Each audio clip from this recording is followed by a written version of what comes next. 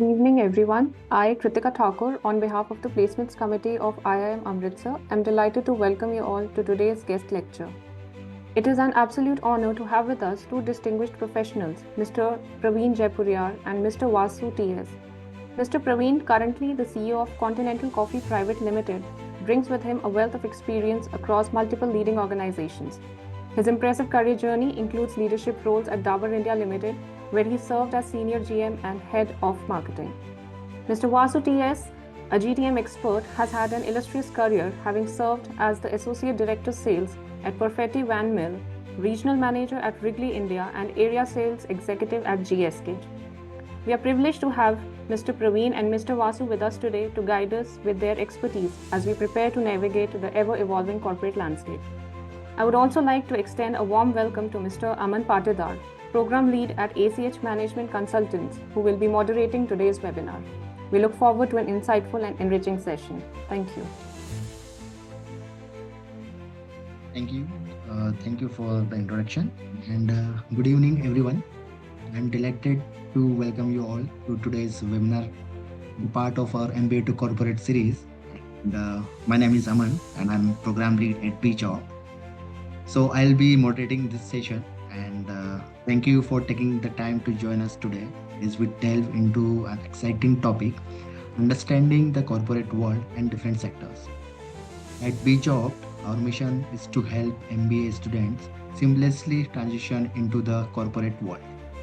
We go beyond placements to support your journey through mentorship, skill building, and career guidance.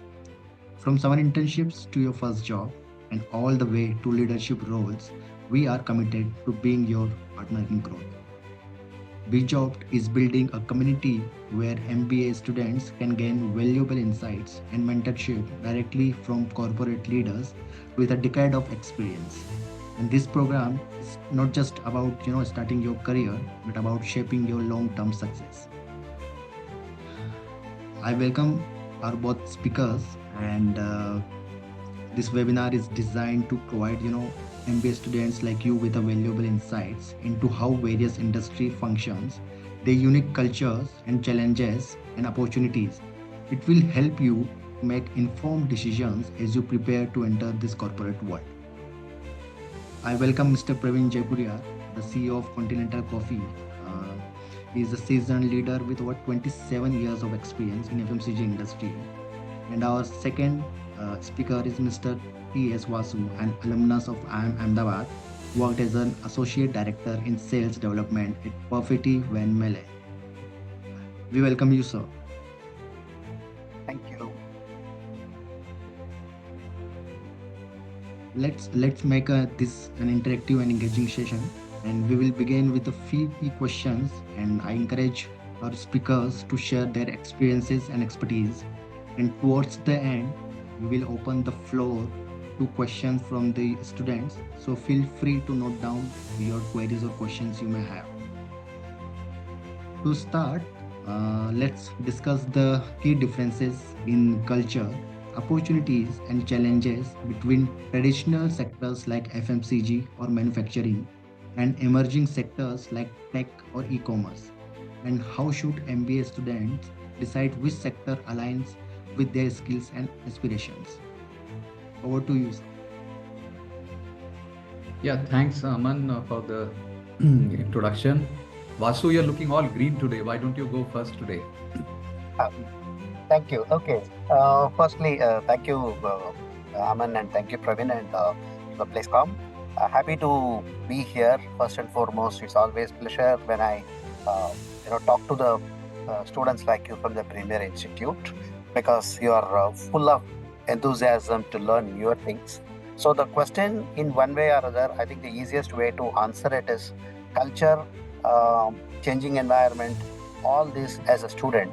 You have already undergone changes. I keep saying this often, that before your management studies now, and prior to that, whatever you were doing, you already changed from there to what you are today. So your ability to adapt is always there. But when you go as a fresher to any organization, the organization has got its own intrinsic value. Everyone believes in, the culture. Culture, of course, over a period of time is decided by the functional manager, is more importantly your immediate manager, is what your culture would be. But otherwise, genetically, every company would have its own.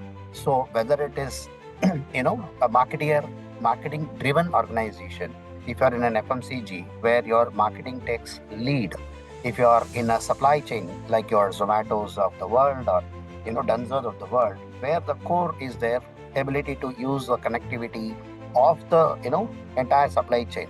So at the end of the day, everything is there is an expertise. Whether you are in a marketer, you are in the manufacturing, or you are in a technology, there's going to be the basic essence or the genetics of the organization. And every organization would say that everyone has to work within the framework. Exactly like the way when you are moved into IIM, where you are, obviously you have to work within that framework. So there is nothing that's going to be different. You have already been used to it when you are in a school, when you are in college, when you are now in a management school. You have changed you have been through a changing environment and you have adapted to it. Organizations are also exactly like that. Yes, of course, unlike your peer group, your first year versus first year or first year at best versus second year. When you come to an organization, it's going to be quite different because you will have people like, Mr. Praveen, who has got, over 30 years of experience, or myself. So the people will be at the 20s and early 30s or 50s, everyone will be there.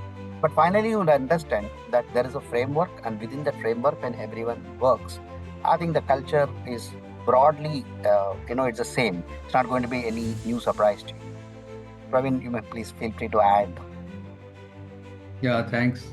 Thanks, Vasu, for the taking the opening slot today.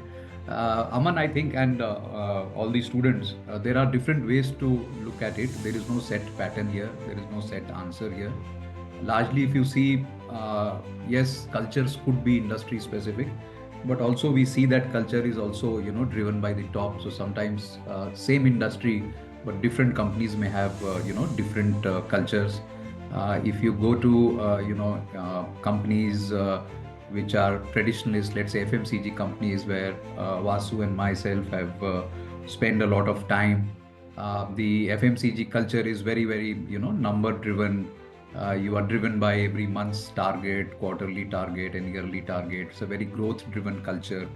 And sometimes when FMCG companies are evolved companies like a P&G, Perfetti, Unilever, or Dabur, you will see that the culture is very process oriented. You have to be, processes and systems are defined very meticulously, and one is supposed to follow those processes and this thing.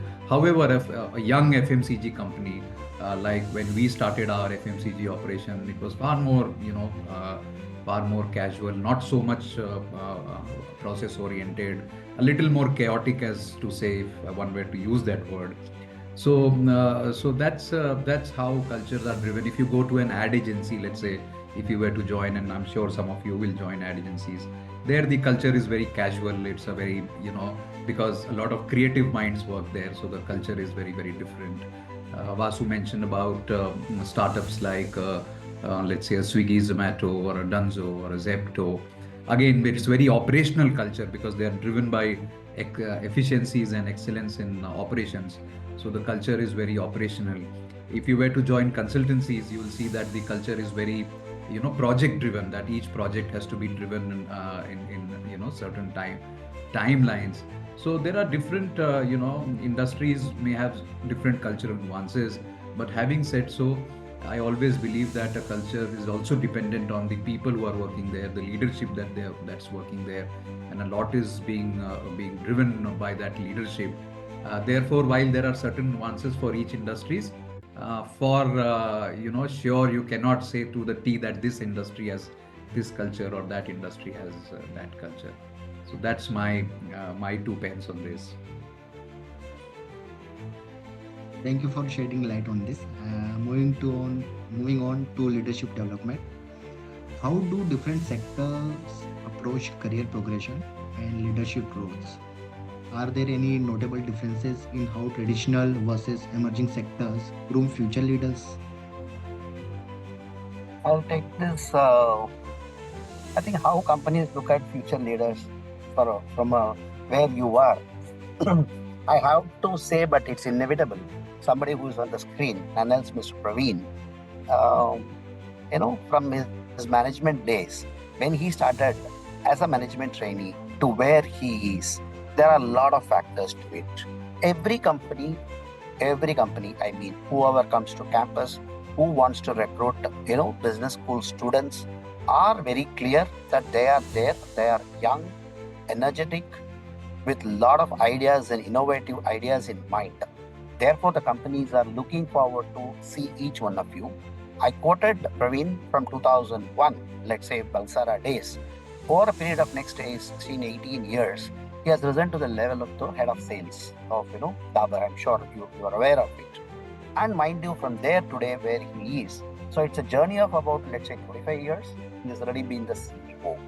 So what are very, very important, I would say one thing which is very clear, every organization believes that the people who are coming from the campus are there to stay because they are young, they are, wanting to do something which is not, maybe they're fresh, absolutely fresh. They're wanting to do something more than the normal. So therefore, every company approaches different industry, different approach is not right. For every company, you are a fresher. For every company, you are a fresher. But mind you, a fresher also comes at a cost because you have that advantage of being from a premier institute, and therefore you are the most welcome customer in an environment which is new to you. But company, it is not new because every year company comes to the campus. They recruit people. There is a structured program. There is a management training program of 6 to 8 months. Then there is a role of, let's say, another 18 months. Then there is a career journey. So typically, it's a very well crafted plan, at least for, I would say, a minimum of 5 years, and of course much beyond that. But in all this, one be remembered, beyond a point, company can give you framework, but it's purely for you to make it work for you. That's what I would say. Yeah, I think I kind of 100% support what Vasu is saying, that yes, companies will have a structured program, but how to make full use of it, how to make sure that you take the full advantage of this structured program will squarely depend on you. Again, coming back to the whole approach, there are some companies who have been in the business for very long and have evolved a career progression path, and they have a very evolved, let's say, HR systems and processes in place. They will have a very set pattern to your career development and taking you through the leadership role. They are also very particular that they train you not only on the job but also give you additional training as you move along to make sure that you are able to take leadership role. Vis-a-vis, there'll be some newer companies who probably may not have such evolved thing, but as Vasu clearly mentioned, it's not just about having a structured approach or not approach. It is what you make out of all of it. And let me tell you, leadership is not about the title or the position that you hold. Leadership is far beyond that. And in all our rights, we all are leaders in some sense or the other. Yeah, even if you are you've just joined as a fresher, as a management trainee, you will drive a lot of things in the organization. You will make sure that there are cross-functional team meetings happen and they kind of deliver certain results. You will find certain junior people who probably may not be reporting to you, but you'll have to kind of make sure that they are driven for a common objective. So I always say that leadership really is not just about how many people report to me, or do I have a leadership tag with is there below my name. It's about that attitude. Leadership is a lot about attitude. You may not be the leader, but it's about your thought process. Are you bringing, and there is a key word that I use, are you bringing thought leadership into your work? And thought leadership doesn't require for you to have people under you, to have a fancy designation. So all of that. So always remember, when you join as fresher, make sure that you behave like a leader. Yeah, always behave like a leader. That is something. And if you behave like a leader, your chances of progressing faster becomes that much easier, because attitudinally you're behaving like that. Attitudinally you're thinking that I must. And when I say leader, sometimes we mistake. It's not about throwing your weight around. It's not about being a boss. It's about how you drive people towards a common goal. It is how you motivate people, and it is not necessary that you can only motivate people who are working under you. If you motivate people around you, then you find yourself in a attitudinally into a leadership role. So that is and again, leadership is just not about in different situations your leadership acumen also changes. Yeah, so if there is a firefighting to be done, you really can't be coaching people. Yeah, you have to make sure that you roll your sleeves and get into the job. So that these are all leadership traits that you must exhibit right from day one. And yes, some companies may have certain structured program, some may not, but that does not mean that you probably should not prepare yourself for these roles going forward. And the best role to prepare is to behave like the one you will want to take. So I always tell even the junior people in my organization that just behave like a CEO of the area of control that you have. Yeah. So generally, a lot of you must have read this book called 7 Habits of Highly Effective People. They talk about what's your area of control and what's your area of concern.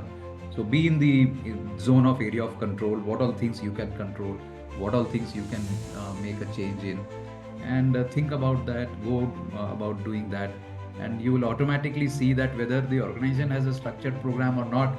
Because in big organization, in spite of having such good structured program, it's not necessary that everyone emerges as a leader. Yeah, and you will see that in some very young organizations which may not have a very structured leadership program and a leadership charter, you will see people exhibiting fantastic leadership qualities. So it's a lot about how you prepare yourself. It's a lot about self-awareness as well, and things like that. So my suggestion would be that my take is that yes, there are organizations which will have structured programs, some may not have, but the key is to make sure that you get into that groove of leadership right from day one. Praveen, I will also add here an example. I mean, when I say example, it's a real life example I experienced thanks to a summer intern. This was 7 years ago.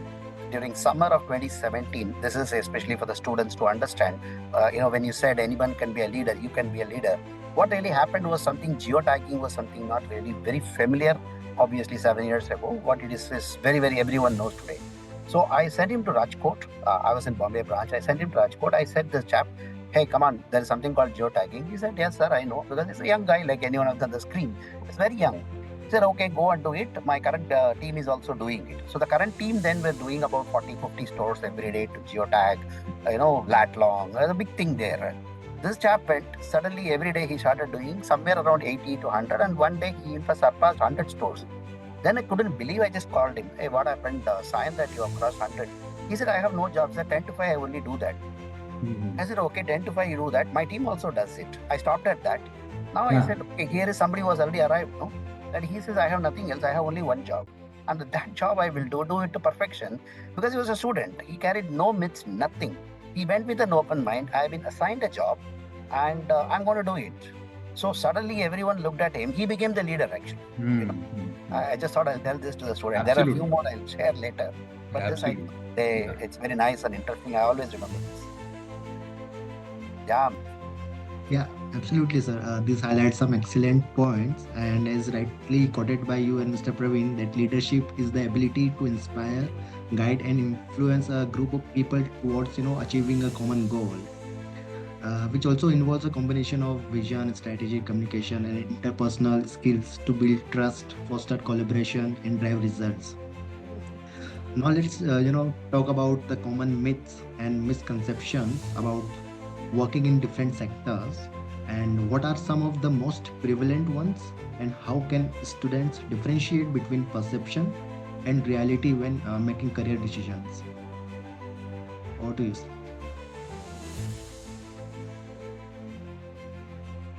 Yeah, Vasu, go on, please. Okay, thank you.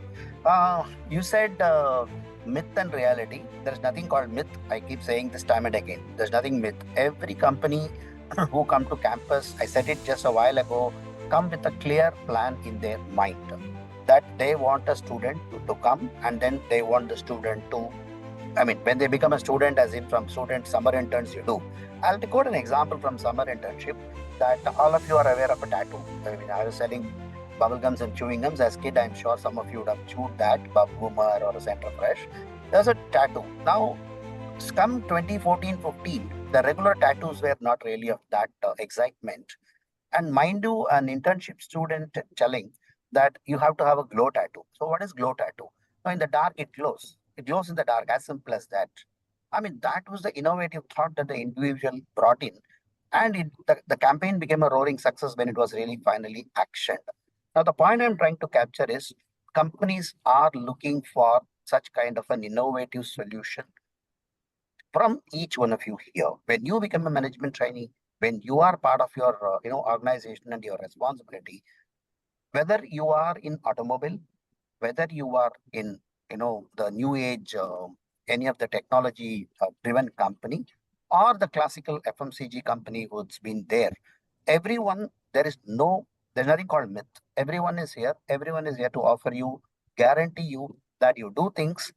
One, there is structure. Within the structure you have to obviously follow and work, but beyond that, what innovative skills that you bring in, your ability to manage complexities, so on and so forth, you will understand are the reason why you would be successful. So there is no myth, it's all reality. So therefore, uh, it's all companies are investing on you. When I say investing on you, obviously for obvious, you are from a premier institute, therefore it has to be. So we are everyone, whether it is me here, if I need to go to a campus and pick up someone, or in the past I picked up, or it is Praveen. For us, the problem is problem of plenty. The problem of plenty is all of you are absolutely brilliant. Now, for us, the toughest job is to pick up one or two, because companies will have its own reason as to why you need to pick up one or two. So therefore, remove any myth if you have in mind, and talk to leader, talk to your seniors, at least 3-4 years, seniors in the batch, not, one immediate. You can always go to your professors and speak. Remove the myths. There is nothing called such type of industry agnostic. This is good, this is not good. Of course, Praveen said companies do have very, very structured. If you go talk about a Nestle or a Lever or a kind of a Perfetti, you talk, there could be structured. Some companies are not really structured, but mind you, they are also evolving on that, because they want the future leaders from the people who are on screen. You are the leaders. So remove any myths if at all you have.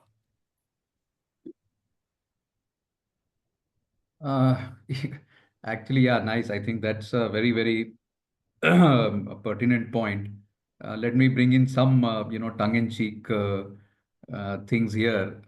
Couple of myths that you should not have is that first and foremost, one of the myths generally as students, we generally, as young students, and especially not now, because you're now, when you're doing MBAs, you're a little exposed to the corporate world and all that, so you know what is there. But as as very young students, I always used to look at my, either my father or my uncles and people around us and say that, life for them is much easier. We have to give exams and tests and things like that.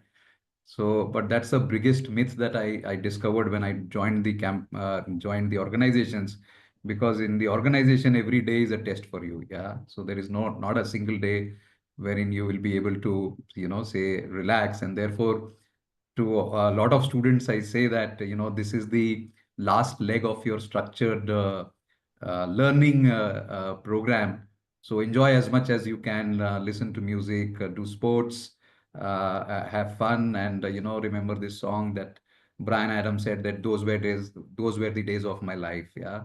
So do that. So that's the first myth that you should, because life isn't going to be easier when you pass out of the campus. It's going to be tougher. So you must brace for a long journey of tough life. I'm not saying that, I'm not trying to scare you, but what I'm trying to prepare you is for that, things won't be as easy as it looks from outside. So that's one myth. The second myth that one you should keep in mind, and which is actually not there, is that, as youngsters, when we join organizations, we are kind of overwhelmed with people around us. Yeah, we see so many people, seniors. You go into the meeting, which are very, you kind of subdued because you're so fresh. you don't want to speak up because you don't know, there's so senior people, you're a little overwhelmed. So that's the second myth that you should break, that please don't get overwhelmed by the situations. All of us are human beings. And in fact, all of us as seniors also look forward to youngsters giving ideas and bringing newer things in table, because the kind of ideas and kind of things that probably we don't know as seniors in the organization. So all opinions, all ideas are very welcome in the organization. You must speak up from day one. Don't be overwhelmed. Don't be, don't go into a cocoon. Have the courage to speak up what is there in your mind, because all of you are brilliant minds and you have got brilliant ideas. So be confident about that. And the last myth, which is from the other side, I'm trying to say, is that from your lens, don't be. So there is a myth that I've done my MBA and I'm going to corporates, and my now, I'm a bada sahab in the corporate now, a white collar job. Don't be under that myth. That's the biggest myth that you should break. Go to When you join organizations, don't be under this myth of having very very plush corporate life. Try and do as much as hard work as you can. And I always say, begin with the work of the lowest person in the value chain. Both Vasu and myself have gone through very similar approaches, because we both belong to FMCG industry, and both of us will vouch that in our initial days, we used to knock door after door, selling chewing gums and bubble gums and toothpaste and this thing. And the first management trainee, first year, you will work as a sales officer or a trainee officer for 3 months or 6 months, if you were to join an FMCG organization. Even if you were not to join an FMCG organization, you may join some other operations, may not be in sales but in operations. Some of you join in research, some of you in consultancy, some of you may be in creative fields.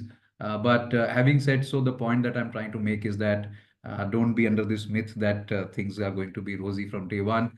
Do put in all the hard work, stay at it, keep hanging on. Vasu, yesterday we were speaking about, cricket and Harsha Bhogle, and I got reminded of one of the things that he said. He said, hanging on is such an uncle thing for the youngsters today. Yeah. So hanging on, which is what our cricketing greats have done, like a Rahul Dravid or a Pujara. I don't know how much of you are clued on to cricket, but hanging on is something that is very very important in corporate life. Things won't be straight line. There will be ups and downs in your career. So that's a myth that you should remove. That things are going to be straight line. Every 2 years I'll get promoted, or every 3 years. So I'll become this manager, then that manager, then I'll become general manager. No, things will go up and down, topsy-turvy. The key thing is to hang on. Like cricket example I've given, I'll give a boxing example. Muhammad Ali said that the guy who wins a boxing match is not the guy who punches the hardest. The guy who wins the boxing match is the guy who takes the hardest of punch. Yeah. So that's something that you must be aware of, because corporate life, not trying to scare you, is not an easy thing. It'll be tough. Tough 20, 30, 40 years ahead of all of you. It's great to hear these clarifications, and understanding the realities behind these perceptions can definitely help students make more informed choices. Next, we would like to understand the importance of sector-specific knowledge versus general business acumen, and how students strike the right balance between the two. Over to you, sir. So Vasu, I'll go this. I'll take this on. I don't think so that you require sector specific knowledge at all. Don't be bogged down that you don't have this knowledge or that knowledge. I'm sure you will have some knowledge because you are doing summer internship, you are doing some project, so you will have some knowledge. The most important thing is that whichever knowledge you have deep knowledge. Don't be superficial in your in acquiring knowledge. So there is no point having knowledge about 5 industries but superficial knowledge. Instead, have one industry knowledge but which is good. So I'm sure you these days the curriculum is also much more case study based, and I know that you kind of is more of research based rather than very hardcore theoretical curriculum. So you will have a lot of knowledge, and that is good enough. Don't get bogged down by that. Okay, I don't know this sector, or I don't know that sector, because I'll tell you again, one of the other things that this thing, and this is a research done on again. And pardon me for taking a lot of sports example, because I'm a sports fanatic myself. So I keep taking learnings from sports. So one of the research from Harvard University, when they scanned the top sportsmen across decades and across different sports, what they figure out, it's not the talent in sports that matters or creates champions. It's the grit that creates champions. Yeah. So as long as you have that grit, and what is grit? Grit is the ability that I spoke about. Grit is about ability to hang on. Grit is about perseverance. Grit is about patience. Grit is about hard work. Grit is about learning. Yeah. And grit is about practicing as much as you can. So really don't worry about whether you have knowledge or not. You will gain knowledge on your way. But have a lot of grit, a lot of passion, a lot of resourcefulness when you start working. And that's the key. If you are at it, if you are hanging on, if you have that grit, perseverance, passion, nothing can stop you. And don't get again bogged down, because as I told you, career again is a long term thing. It's a marathon. It's not a 100-meter race. Yeah. And if you have seen any marathon runs, you will see that the marathons are run very differently from 100 meters. So 100 meters are a bout of speed that you go through, but 100-meter is how you pace it up. Yeah, it's not about speeding up right at the start. It's about how you pace it through those 42 kilometers. And the champions are not the ones who run fastest, but the champions are ones who have paced their marathons through it. So don't worry, and don't get bogged down. Okay, somebody has got promoted, somebody has got better job, somebody is saying, you guys are coming with fantastic backgrounds. You have a very good pedigree now, and there is no stopping. All of you will do extremely well in life. You just need to have that great patience and perseverance to make sure that you are at it all the time, and not, as we say, don't get distracted here and there. So that's my piece of advice on whether you should have a sector-specific knowledge or not. Thank you, Praveen. Again, I keep referring to Praveen only. He's the CEO, which means the entire supply chain, whether it is human resource, whether it is sales, whether it is marketing or their own IT, the entire operations. I'm sure, he worked in core FMCG, in sales, in marketing, now into general management, which means your grit, one, and two, your willingness and keenness, I would say, more importantly, to keep learning and learning. I mean, what you study is more structured here for 2 years or whatever you have studied so far.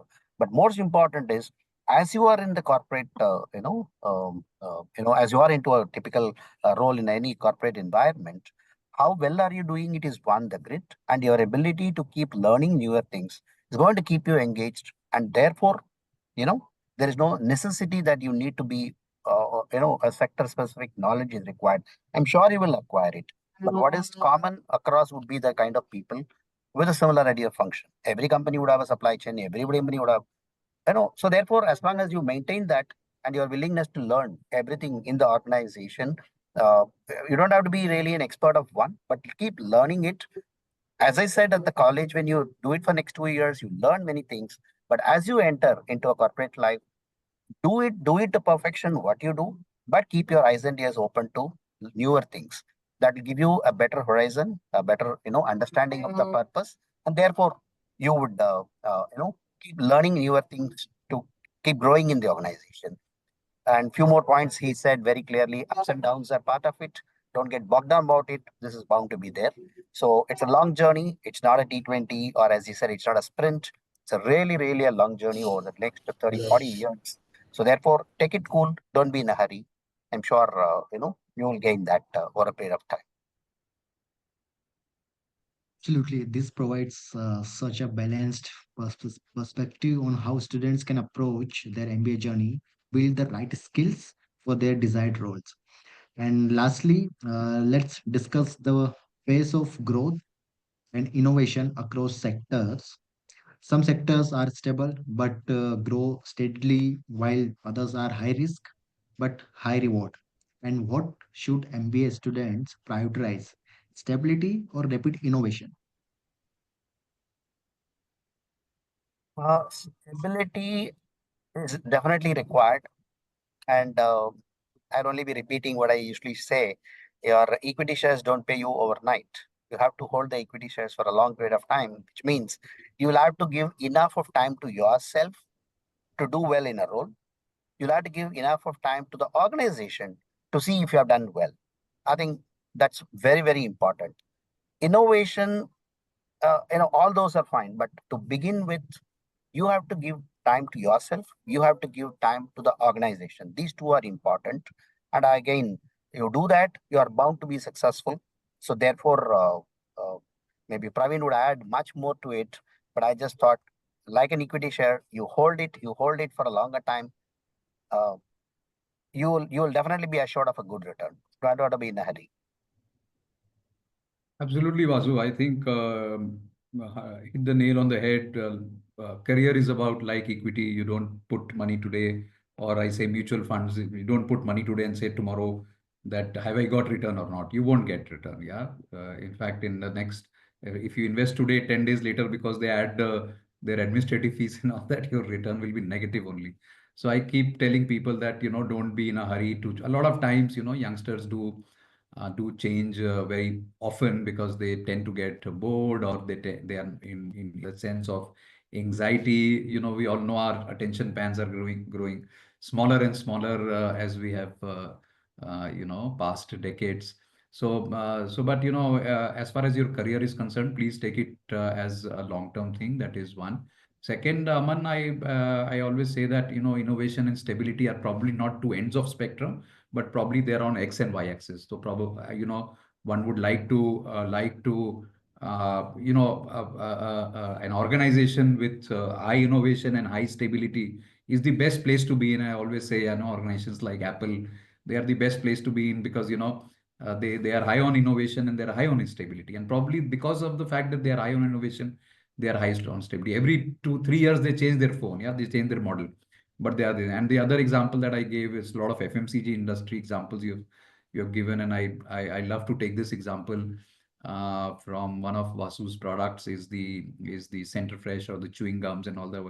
It's been like 40 years, 50 years. The product is same, and you don't want to change the product. Yeah, so there is a high amount of stability, but that doesn't mean that the organization is not doing innovation. The organization is doing massive innovations. Yeah, because it's only because of that innovation. And Vasu was mentioning that how tattoo earlier 30 years used to be different. I think I remember Boomer was the first company or the first brand to have got tattoos. And as children, we have all kind of pasted on our hands and, kind of enjoyed that. So, but, probably now things are different. Youngsters want something different or children want something different. And the organization has innovated. So I think as a student and as a fresher into an organization, if you were to ask me, I would like, let's say, innovation is something sometimes you don't see it from the outside. So it is very difficult to judge. So do I judge an organization on innovation from outside? Very difficult, because easier to take examples of Apple or a Samsung or let's say a Tesla, who may look very good on innovation. But I always say our Indian companies are, or let's say the FMCG hardcore companies, they have been also very good on innovations. So I think that shouldn't be a judging criteria. And I 100% agree with Vasu that stability is something that one should look for. You should look for organizations which you think from this thing, and you must do some research when you're going for, let's say, campus recruitment interviews about the organizations that you are appearing for the placements, that what kind of track record they have, what is the kind of stability they have, who are on the leadership roles, is the leadership showing traits of stability and all of that. Because ultimately you don't want to be caught up in an organization which is unstable. And when I say unstable, it is just not about your financial performance. Instability also comes from the fact that your thought process itself is non-stable. So today, you think I want to launch a product, then you say, no, no, no, I now don't want to be into this business. I want to kind of, I've seen many Many organizations struggle with this, and they have all the reasons to say, no, this is not the right thing for me to do. Let me do the other thing, which shows a sense of non-stability, because any business, any product, or any individual, you take all these successful examples, none of them are overnight success. You take any example, you take any global leadership example, name one example who has been overnight success. The reason we think, or that's again one of the myths that probably we get into, is that because it's only after success those things are highlighted. So we feel that, okay, it was, day before yesterday, this name was not there. Today it is very, very prominent. But what you see is that, there is a 10-year, 15-year, 20-year of blood and sweat that has gone into that success, which most of us are unable to see. And, before closing, I just again got reminded of a famous quote from Roger Federer. Everybody says he's effortless. He says there is nothing called effortless. There is thousands and thousands of hours of practice that has gone into this. And because I have practiced so much, my shots look effortless. But trust me, the word effortless is a non-existent thing. Nothing is effortless in life. Yeah, you have to go through a lot of practice, pain, and perseverance to get this thing. Yeah, I think there's some background noise that is coming. But anyways, I'm done with my remarks. That's my take on on stability versus innovation. Very nicely put, Praveen. Again, for easier comprehension of people, some of the brands were referred, whether it is iPhone, Samsung, even in typical FMCG, whether you have a Unilever who just probably had only Lux shampoo, maybe they have a Sunsilk shampoo, they have a Tresemme, they have a Dove, they have everything, right?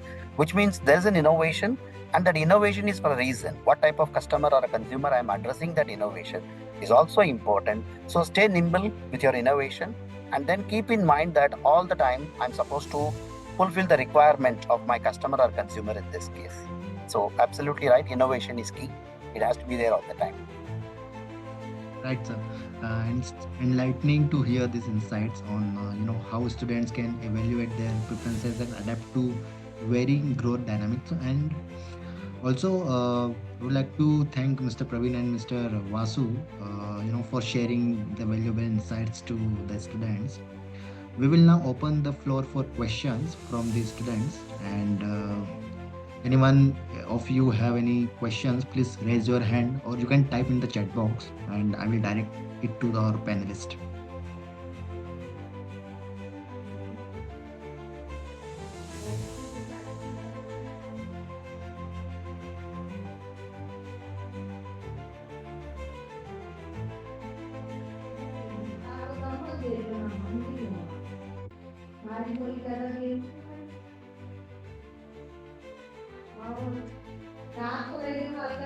Do we have any questions from the students?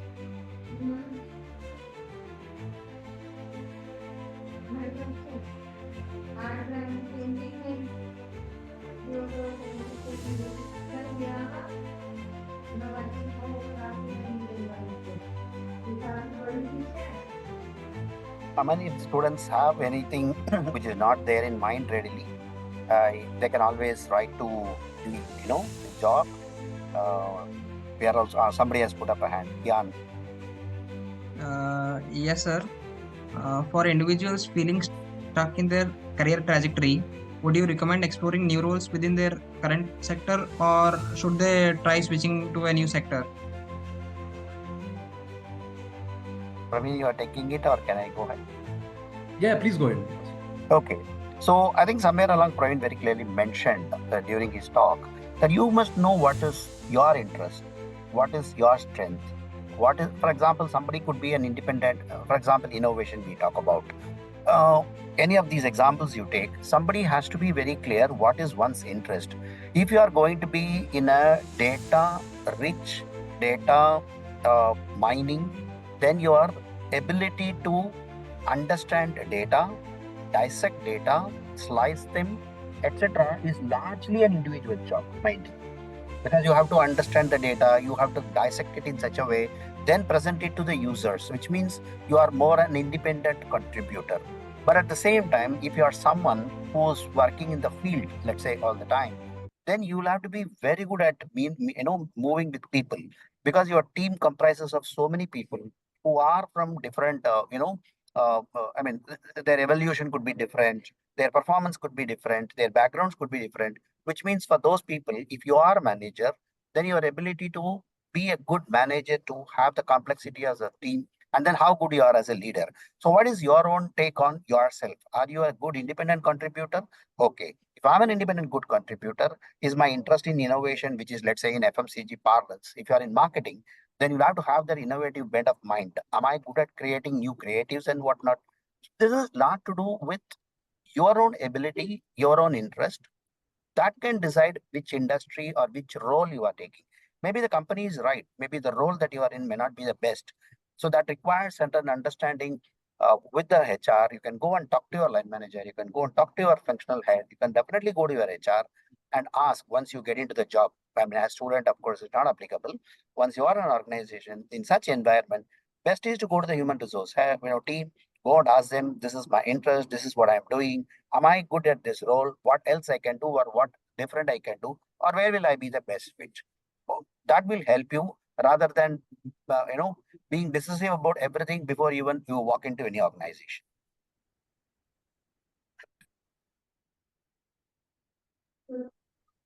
Thank you, sir.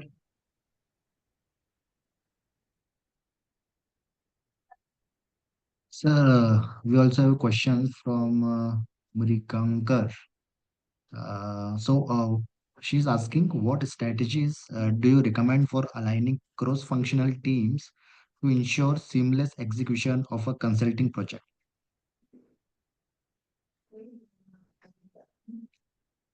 Okay, so let's say, Vasu, I'll just take this if you are okay. Sure. So my take is that, one of the biggest reasons why cross-functional meetings or cross-functional projects or cross-functional work fail is because there is a lack of alignment of the objective. Yeah, a lot of times we are working we have a cross-functional team, but what is happening is that we all are working with different objectives, and we are all working in silos, and we have a different view of the objective. So, it's very important that if you are leading a cross-functional team, or even if you're not leading, if you're part of a cross-functional team, you must make sure that every person in the cross-functional team is aligned to the larger objective of the work that you are going to do, and how that objective is translating to each person's job. That is very, very, very important. So it is like saying that, if I were to just translate it with example, whenever you're doing a jigsaw puzzle, yeah. So what do you do first? When you're doing a jigsaw puzzle, the first thing that you do is to keep the picture in front of you. Yeah. So unless until you have the picture in front of you, you'll never be able to put the pieces. If I were to remove the picture, nobody in this world can solve any jigsaw puzzle. Yeah. So you have to have that picture. And what does that say? That the larger picture has to be there in front of all the people who are there in the cross-functional team, and therefore it becomes more purposeful. The cross-functional team becomes more purposeful because they're all aligned to the similar objective, and they know that how they as a jigsaw puzzle fit into the larger picture of things, or the larger scheme of things. So that's a little small take from my side on how to make make your cross-functional team meetings objectives more fruitful.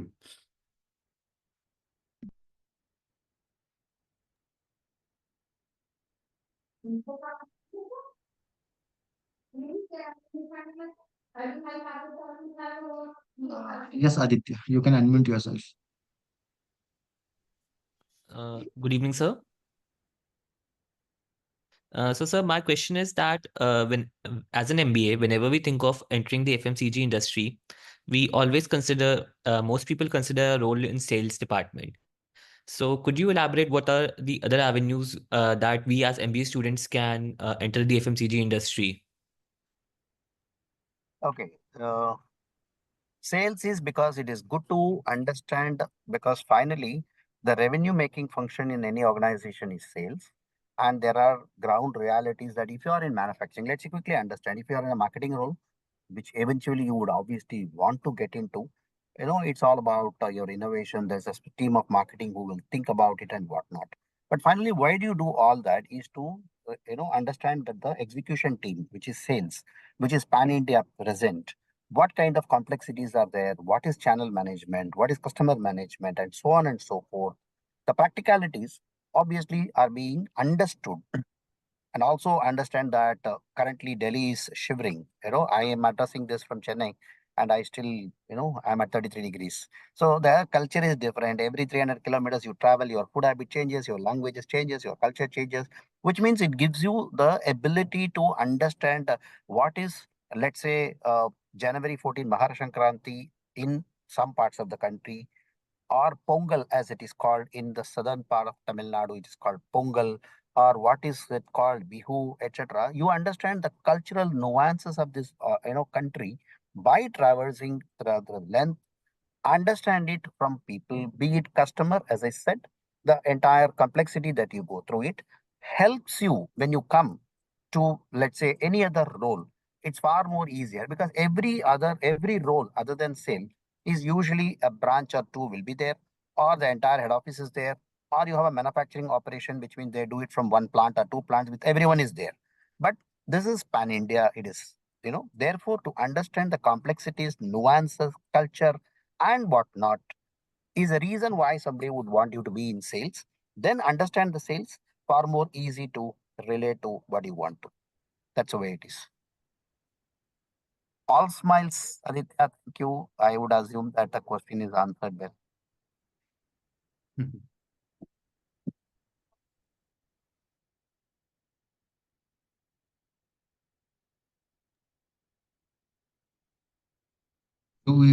Do we have any questions from the students?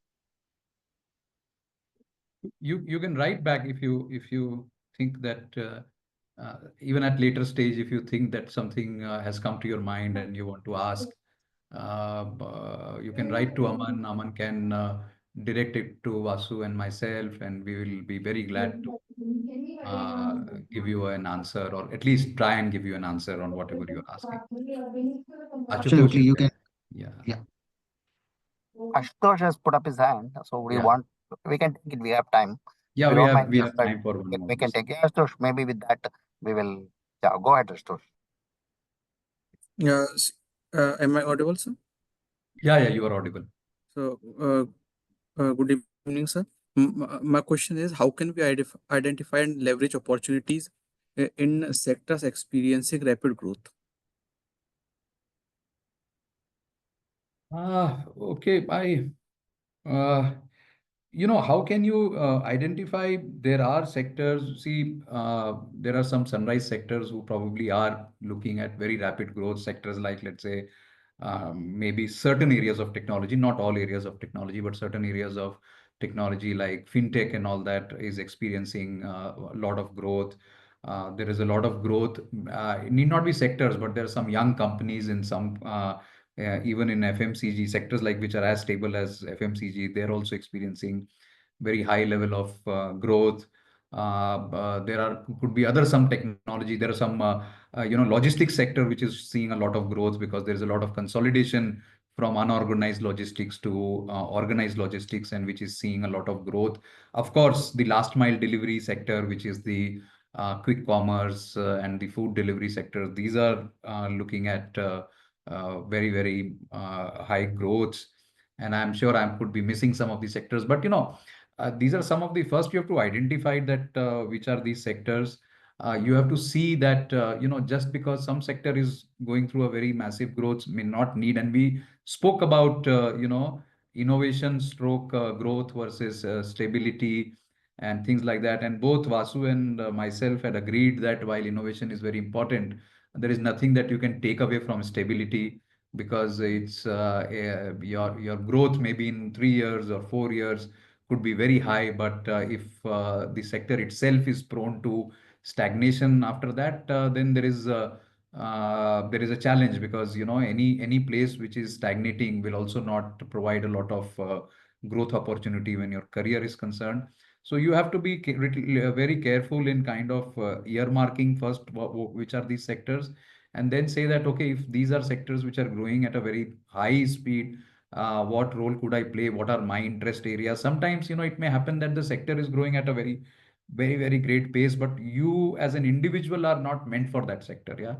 And that's one thing which you must also assess, because all said and done, self-assessment is the most important thing. Yeah, we keep assessing the outside world, the outside context, companies, but what we miss is our self-assessment. That where will we be able to contribute more, where will we be able to enjoy ourselves more, because again, as at the cost of sounding repetitive, it's not about 1 year, 2 year, 3 year, 5 year. It is about 10 years, 20 years, 30 years, and 40 years. Yeah. So there's going to be 4 decades from here that you will work. So you must be very careful. And trust me, it's like if you were to work somewhere in 6 years and you then transition, and I think Vasu was mentioning that point, that it should not be that for the sake of transitioning from one place to other you do that, because what you lose is you have lost those 6 years of experience. Yeah, because suddenly you have worked on something and then you're going to some other area.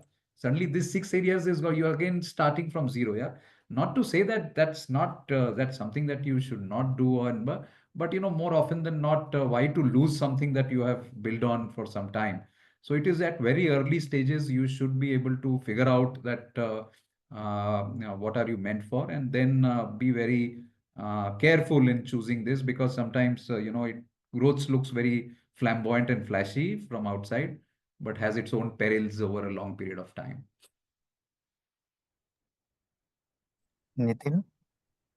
Yeah, sir. Can we take the last question from Yeah, Nitin? Nitin. I think we'll take Nitin as the last one then. Good evening, sir. Okay. So, what is one sector that you believe is very underestimated by young professionals, and why do you think we have to explore it? I'll take this. Yeah. I think if it is underrated, it is in the mind of the individual. Otherwise, the industry may not even exist, because it is an industry, it's not a company. For example, I'll just I'll borrow what, Praveen said a while ago. Fintech may be whatnot, etc. Giving an example of Baiju, just to say, quoting an example, what it was and what it is. During COVID, everyone believed that it is here to stay, that students, even children may or may not go to school, but everything is to be studied from home. Baiju is good, etc. and all. It will continue to be there. But what is important is that the tech as a mean to learn from wherever you are is here to stay. I am addressing this call, else 10 years ago, somebody would have come to your campus and spoke.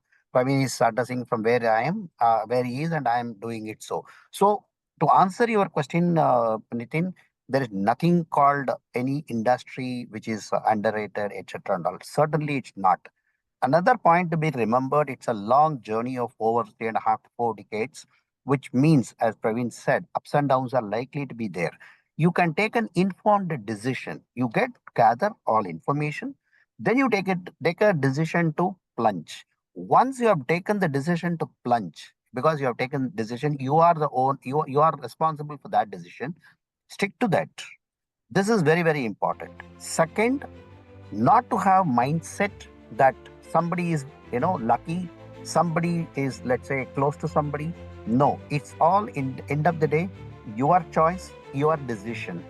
On hindsight, it may or may not be good, but then that at times that you'll have to go through that ups and downs. That's what Praveen said at the beginning also.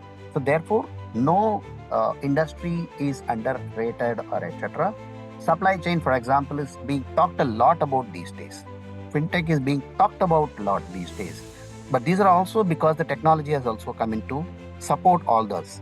But 20 years ago, everyone talked about technology, but technology has always been there. It's been evolving from all the time, right?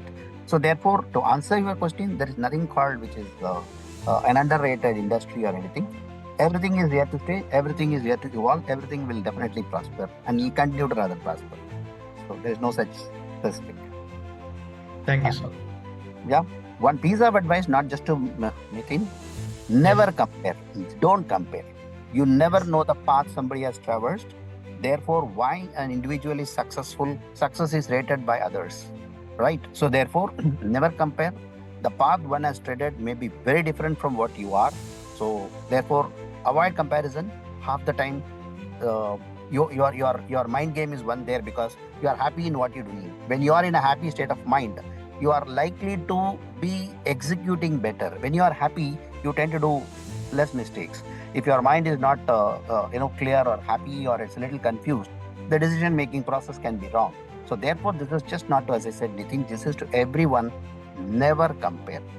Half the time, battle is won there. I'm sure Praveen can add to it.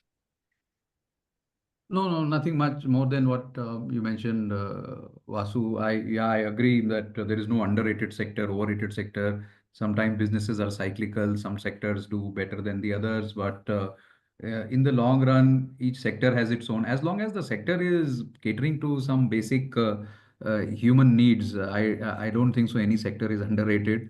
But with a tongue in cheek, one would say that the government sector is the most underrated.